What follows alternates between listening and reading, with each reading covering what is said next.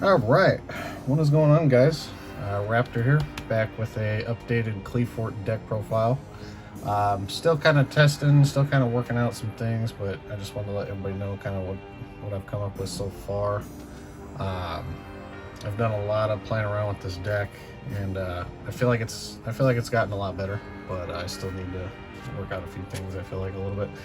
But anyways, don't forget to like, comment, subscribe, and without further ado, we'll just get right into it, and we'll just start with the main deck.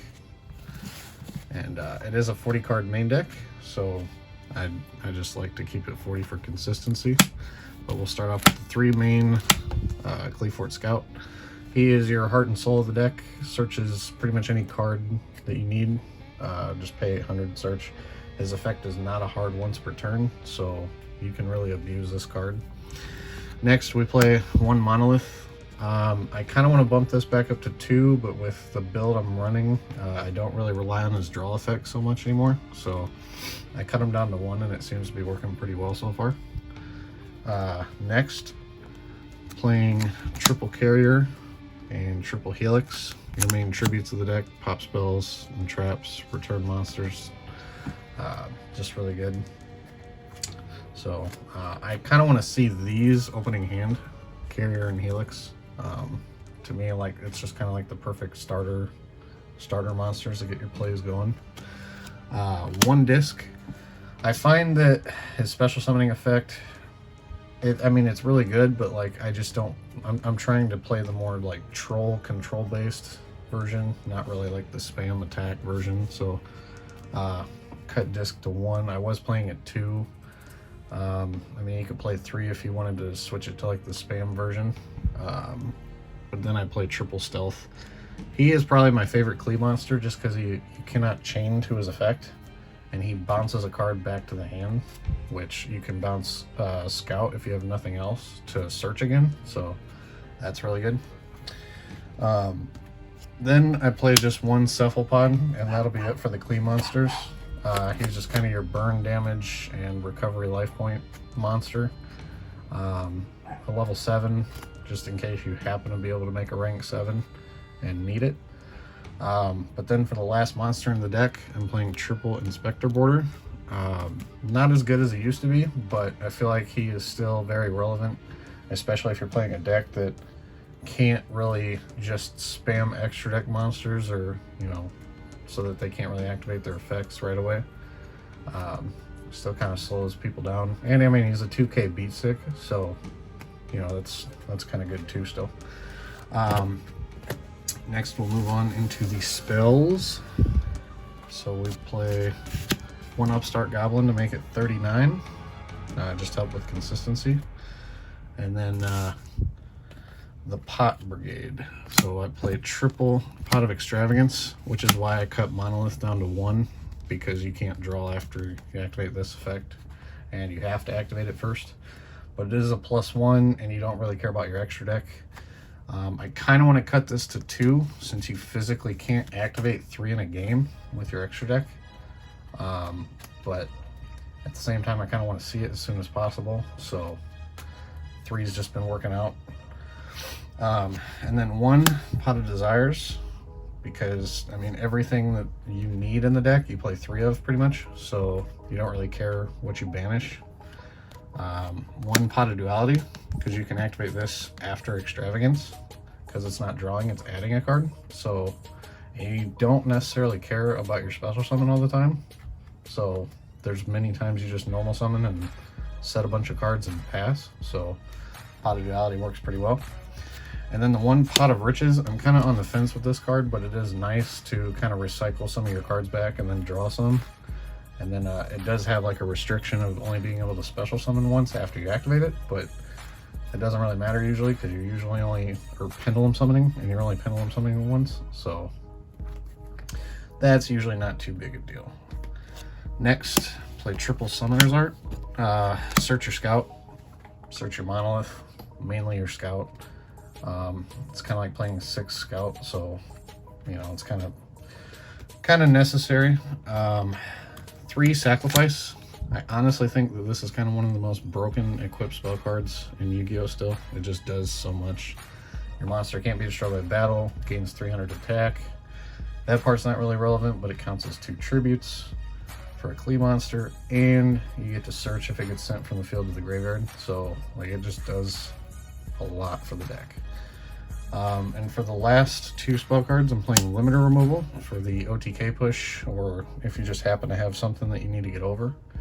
And then 1 Wavering Eyes. This is really good if you're going against a Pendulum deck, or if you brick on a couple Qlis and you need to search out like a scout or something. You can just play them in your Pendulum zones, activate Wavering Eyes, and then search whatever you need. And that'll pretty much do it for the spells. Next we'll move on to the traps, and I'm playing, looks like 7 traps. So I do play 2 Soul Transition. This is kind of slow, but at the same time it works really well with Pot of Extravagance, because you just set it and you chain on your opponent's turn, and hopefully you're playing like a Helix or a Carrier at that point, so you get to either bounce a monster or spell or trap, or pop it, I mean, and then you get to draw 2, and there again, like I said, it doesn't inflict with Extravagance, so kind of cool there. And then I am playing triple lose 1 turn. I still think this is one of the best floodgates in the game, because every deck special summons, so if you can negate their effects and or put them in defense mode and really slow them down, like you can potentially just, you know, overtake them next turn and just win. And then for the last 2, Skill Drain, because you know you don't care about Qli effects really, and like they gain their full attack if you just normal summon them out without attributing. And then Imperial Order, because you don't really necessarily need your spell cards, and you can still play your scales to Pendulum Summon, you just can't activate the effects. So Imperial Order doesn't hurt you at all. But that's pretty much it for the main deck.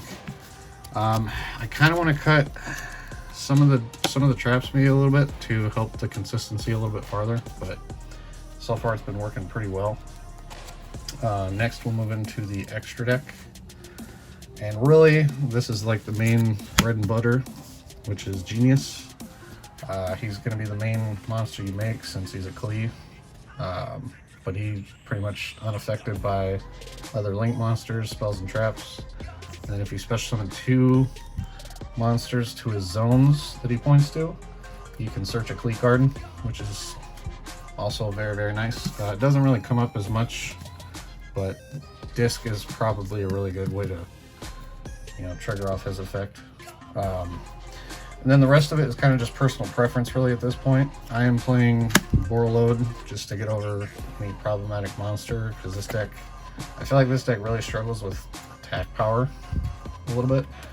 And then Topologic Dragon here, or Zoroboros. He's just kind of a board wipe, and then, you know, come back and he's like a big beat stick.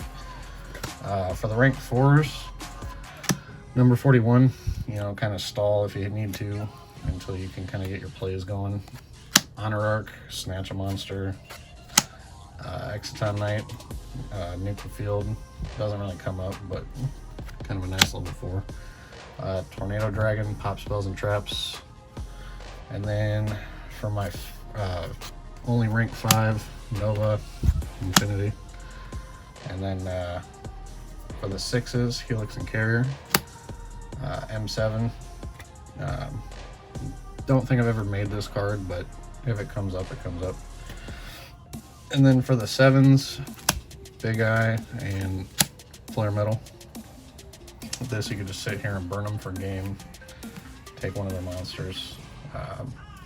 The main other extra deck card that has come up is the only level 8 I play, and that's Dingirsu.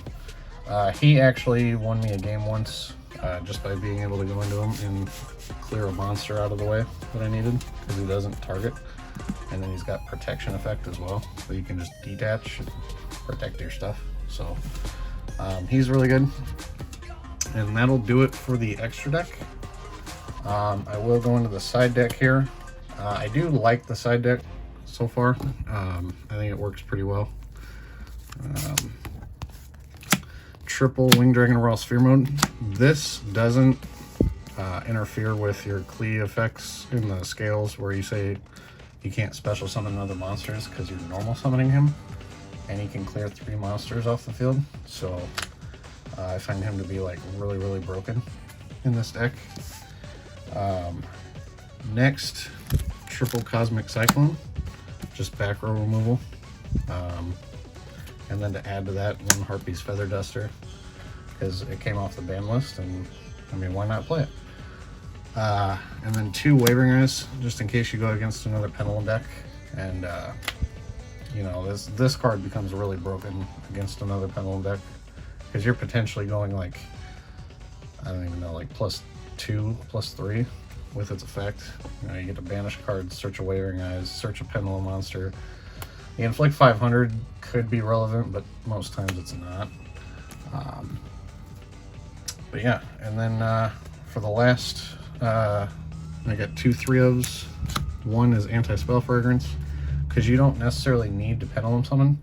So if there's kind of another, most of the time, Pendulum deck that's moving faster than you, which most decks do nowadays, you can just shut them down and then still make your plays, because pretty much all the Qlis minus the vanillas can be normal summon without tribute, so you don't need to special summon them.